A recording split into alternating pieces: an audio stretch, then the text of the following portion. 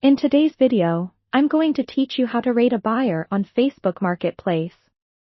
Rating your buyer is an important aspect of selling on Facebook Marketplace, as it helps build trust and contributes to a safer buying and selling environment. So, let's dive into the process together and make sure you know exactly what to do after a successful sale.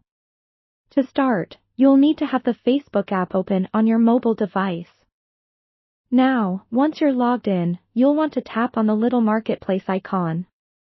It usually looks like a small storefront and can be found at the bottom of your screen.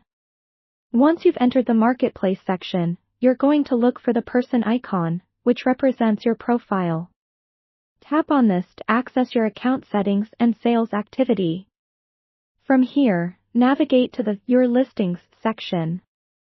This area provides a comprehensive view of the items you have listed for sale as well as those that have been successfully sold. Find the item link to the transaction you're interested in. This is essential because you'll only be prompted to leave feedback on items you have completed the sale process for. After identifying the relevant item, look for a prompt or button that allows you to rate your experience with the buyer. Facebook gives you the option to provide a straightforward rating, typically on a scale from 1 to 5 stars. But keep in mind that honesty is important here. If they were prompt, polite, and a good communicator, be generous with your rating. However, if there were issues, it's okay to reflect that in the rating too. After all, this helps future sellers make informed decisions. If you feel that the situation warrants additional feedback, there may be an option for you to write out a short comment or note. While this step is often optional, it can be extremely helpful for others who might interact with the same buyer in the future. Remember to keep your comments factual and respectful. Constructive feedback can go a long way in helping maintain a positive community atmosphere on Facebook Marketplace.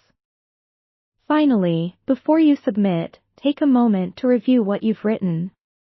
This ensures that everything is accurate and clearly communicated.